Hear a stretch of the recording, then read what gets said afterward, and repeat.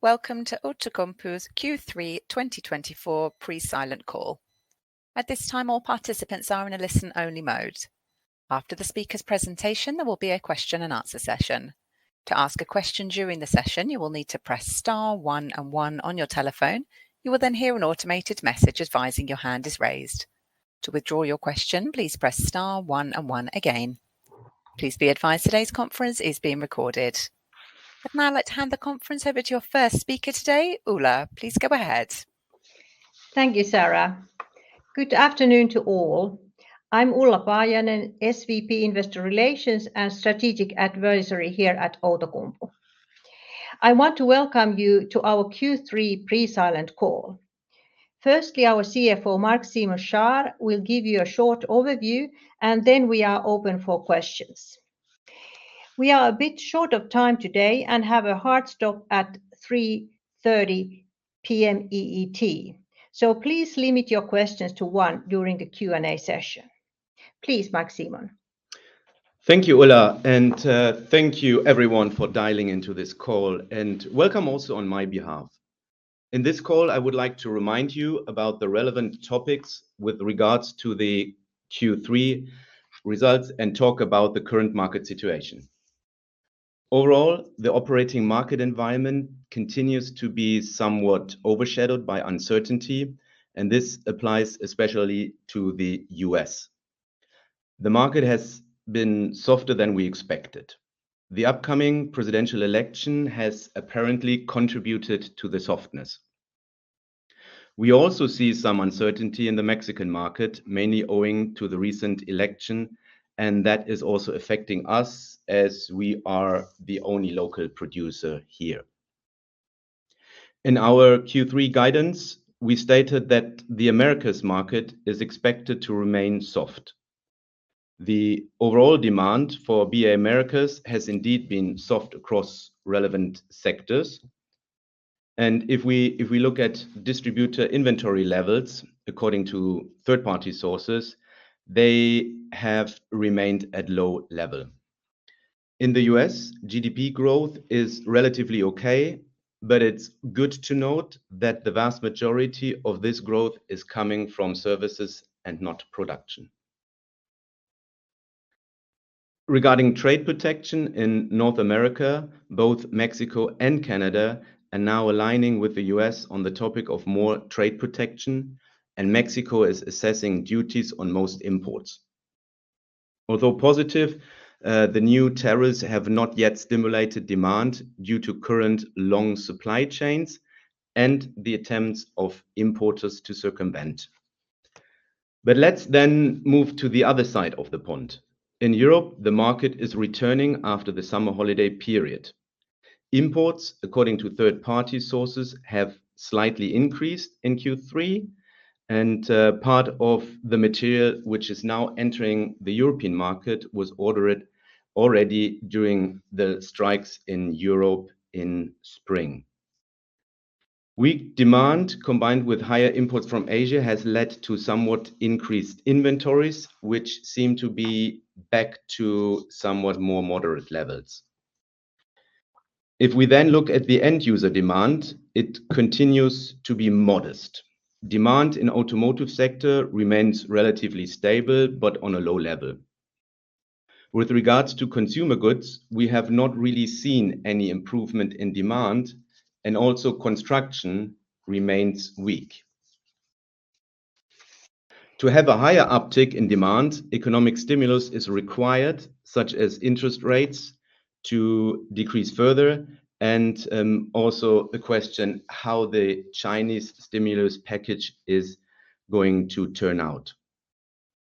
Regarding our ferrochrome business, we do not have any updates, and there are no changes to the information message which we have already provided when it comes to our furnaces which have been shut down, and the expectation until fall 2024. So no change in that regard.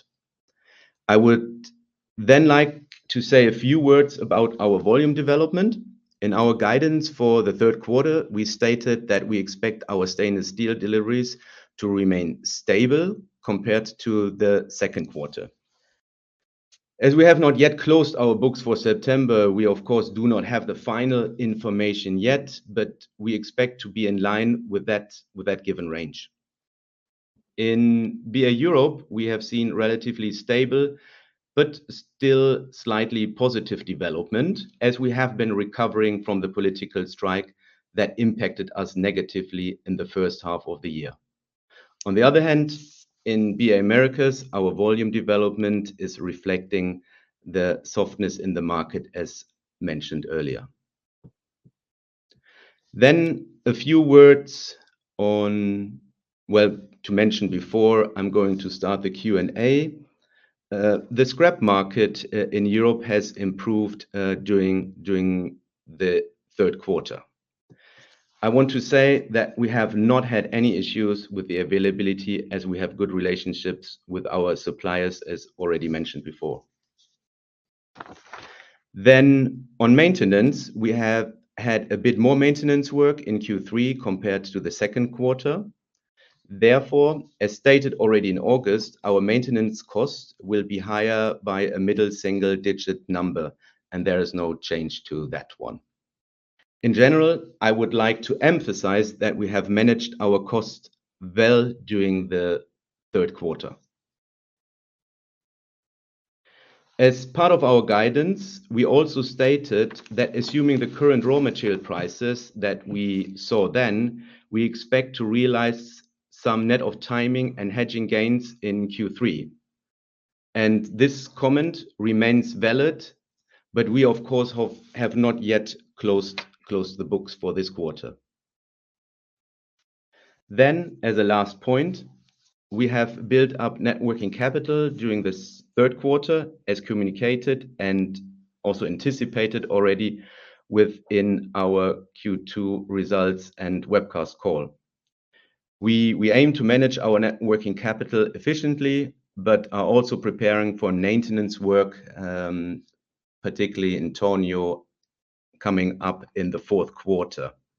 And of course, our strong balance sheet allows us to do that. As a result of these, we expect our Q3 adjusted EBITDA to be at a similar or higher level compared to the Q2, as communicated in the connection of our Q2 result announcement in early August. So no change to that one.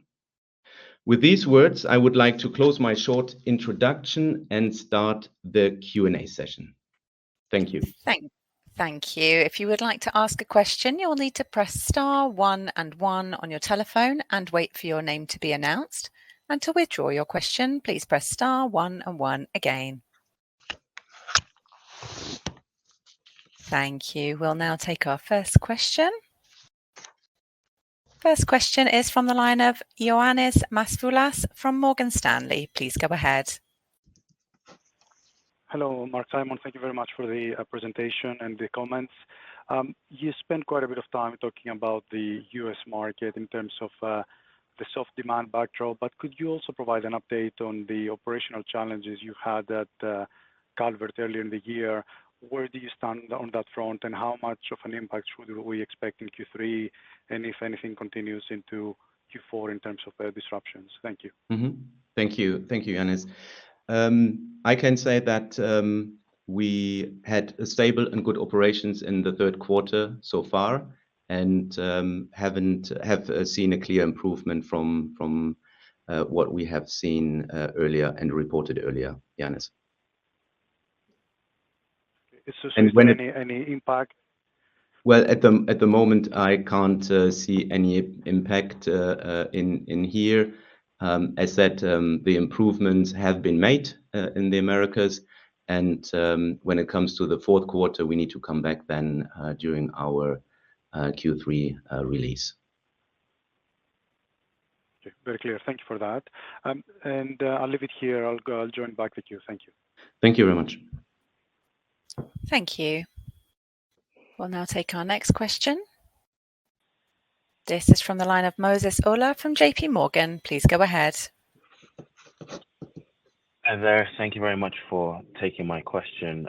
Just a question, please, here on Europe and pricing expectations. I know you can never be explicit on pricing, but if I look at the building blocks where you've talked about weaker demand, higher imports, obviously we've seen higher domestic supply as well, following the strike in first half of the year from yourselves and peers, and with inventories now at more normalized level, is it safe to assume that you expect likely some destocking pressure into Q4 and perhaps into Q1 of 2025 if the current weak demand environment remains the same, and then that destocking pressure leads to lower prices? Would that be fair? Well, let me say the current environment, which I explained to you, is then not so much on the Q3 result really, but this is more from an order book perspective.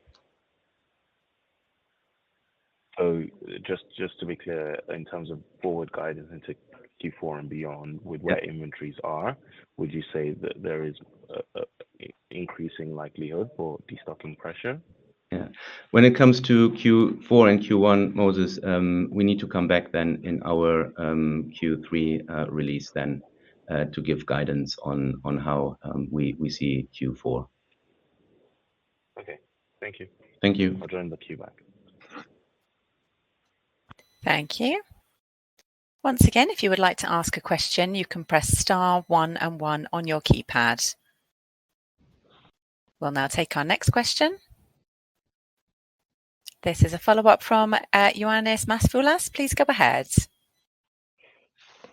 Yes, thank you for taking the follow-up. Just talking about the Americas again, but this time around Mexico. I wanted to ask about U.S. senators pushing for introduction of tariffs against the Mexican steel imports.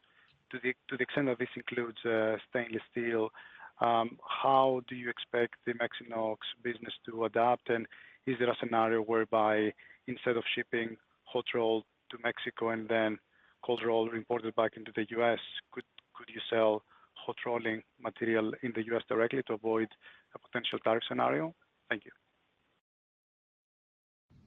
Yes, thank you. So as we already discussed, I think in the Q2 release, the volumes from Mexico back into the US market are from a group level perspective, not significant. And of course, I mean, we are delivering volumes from the US into the Mexican market, cold roll it there, and then also the large portion is then being supplied in the Mexican market. So overall, I mean, there is an impact, but I don't expect to have a significant impact. Thanks very much. Thank you. Thank you. As a reminder, it's star 1 and 1 if there are any further questions.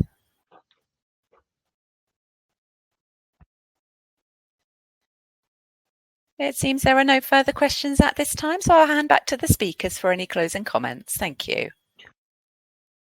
Okay, thank you very much. Then with that one, I then hand over back to Ulla, but saying thank you very much for coming, joining, listening, and I really look forward then coming back to you in about a month's time when we report on our Q3 results.